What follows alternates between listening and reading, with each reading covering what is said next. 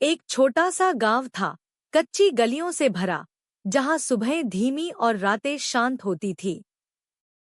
उसी गांव में एक गरीब लड़का रहता था, राघव। उसका घर मिट्टी का था, छत टपकती थी, पर घर में एक चीज कभी कम नहीं थी, उसकी माँ सरोज का प्यार। माँ गरीब थी, पर दिल बहुत बड़ा था। वह हर सुबह राघव के लिए 2 रोटियां बनाती और कहती, बेटा, तू एक दिन बड़ा आदमी बनेगा। राघव हंसकर कहता, माँ, पहले घर की छत तो सही करवा दो।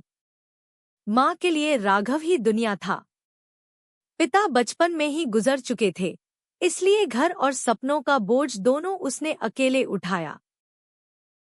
राघव पढ़ाई में तेज था, पर गरीबी ने उसकी राह मुश्किल कर दी थी। कई बार भूखा भी रहना पड़ता, पर माँ ये कभी नहीं होने देती थी। वह खुद आधी रोटी खाती, पर बेटे को पूरी रोटी देती। राघव समझता था कि माँ कितनी मेहनत करती है, इसलिए वह ठान चुका था कि एक दिन माँ को इस गरीबी से बाहर निकालकर ही दम लेगा। समय बीता और राघव कॉलेज पहुंचा। पहली बार गांव से बाहर निकला। उसकी आंखों में बड़े सपने थे, पर जेब में सिर्फ कुछ नोट। माँ ने जाते समय उसके हाथ में एक पुरानी छोटी सी राखी बांधी और कहा, ये मेरी दुआ है, इसे हमेशा पास रखना। राघव उस दिन आंसू रोक नहीं पाया, पर मन ही मन कहा, मैं माँ को कभी निराश नहीं करूंगा। शहर का जीवन कठिन था। बहुत खर्च, कम साधन और काम ढूंढना मुश्किल।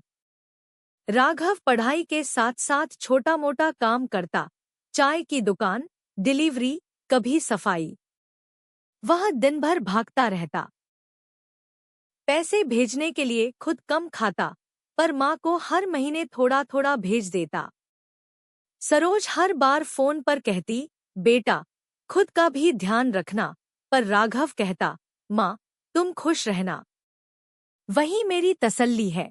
फिर धीरे धीरे राघव की मेहनत रंग लाई। उसे एक बड़ी कंपनी में नौकरी मिली।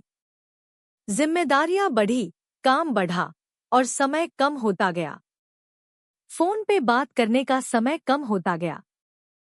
पहले जहां वह रोज माँ को फोन करता था, अब हफ्ते में सिर्फ एक बार करता था। कभी कभी काम के चक्कर में फोन ही नहीं कर पाता। माँ इंतजार करती, पर कभी शिकायत नहीं करती।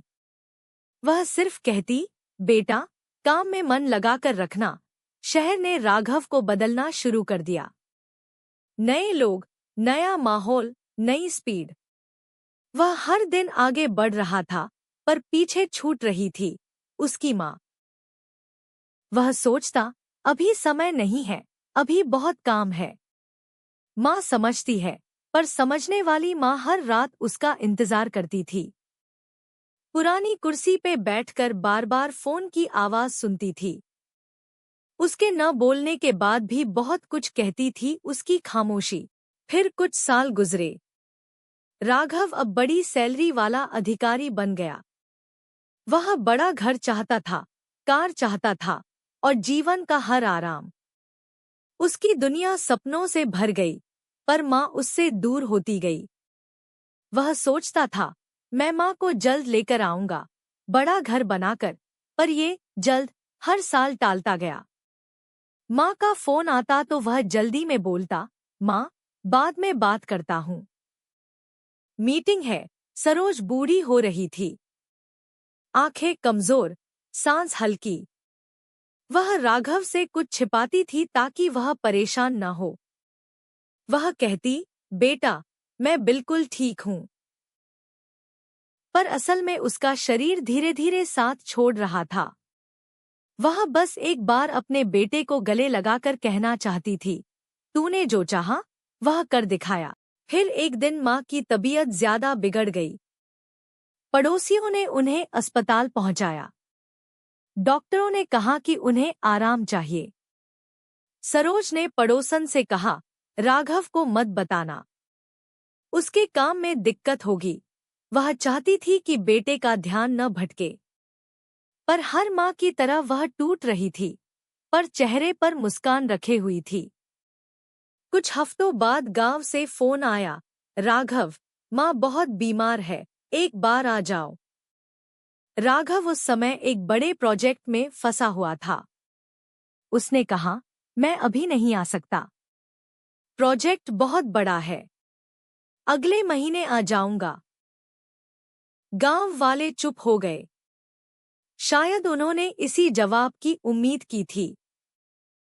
फिर एक रात अचानक गांव से फोन आया, राघव, तुझे आना पड़ेगा।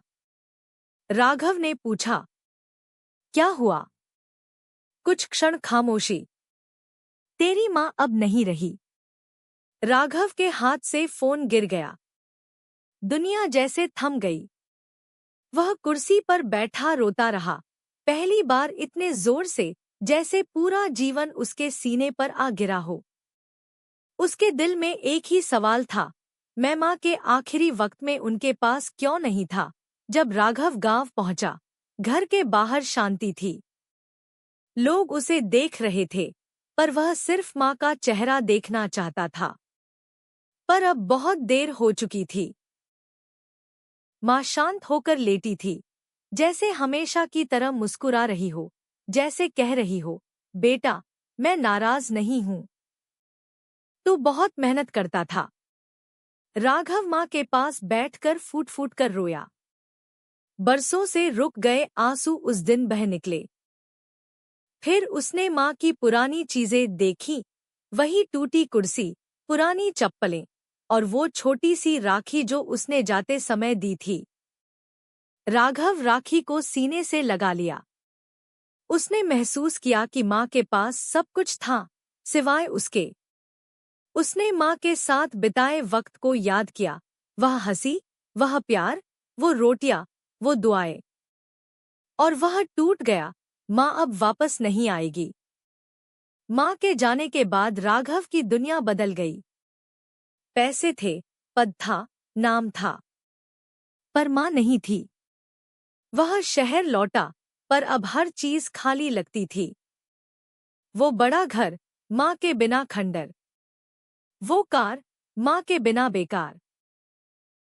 ऑफिस में लोग कहते, सॉरी फॉर योर लॉस, पर कोई नहीं जानता था कि उसकी आत्मा का कितना हिस्सा खो गया। फिर राघव ने धीरे धीरे अपना जीवन बदलना शुरू किया। वह जरूरतमंद लोगों की मदद करने लगा, गरीब बच्चों को पढ़ाने लगा। उसके दिल में अब सिर्फ एक बात थी, माँ जैसे लोग इस दुनिया में कम होते हैं और उनका प्यार अमूल्य होता है। उसने माँ के नाम पर एक छोटा सा ट्रस्ट बनाया, गरीब बच्चों के लिए। वह कहता, माँ ने मुझे इंसान बनाया, मैं अब दूसरों की माँ बनूंगा। वह हर साल माँ की बरसी पर गांव जाता और उसी पुराने घर के सामने बैठता जहां माँ उसका इंतजार किया करती थी।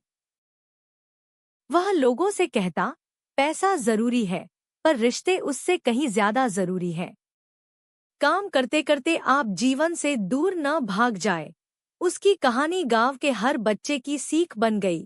काम पर ध्यान दो, पर अपनों को मत भूलो। फिर राघव जीवन में आगे बढ़ता गया, पर माँ की याद उसके साथ रही। वह हर सफलता को माँ के नाम करता। उसे अब समझ आ चुका था कि दुनिया में सब कमाया जा सकता है, पर माँ सिर्फ एक बार मिलती है। वह यह बात हर युवा को बताता था, माँ की एक मुस्कान लाखों रुपए से बड़ी होती है। राघव आज भी अपनी माँ का प्यार लोगों में बांटता है। उसने माँ को खोकर सीखा, सफलता का असली मतलब पैसा नहीं, बल्कि वह इंसान बनना है जिस पर माँ को गर्व हो। और वह हर रात खुद से एक बात कहता है, काश मैंने माँ को थोड़ा और समय दिया होता। यही बात हर दिल को छू जाती है, और यही इस कहानी का सबसे बड़ा सबक है।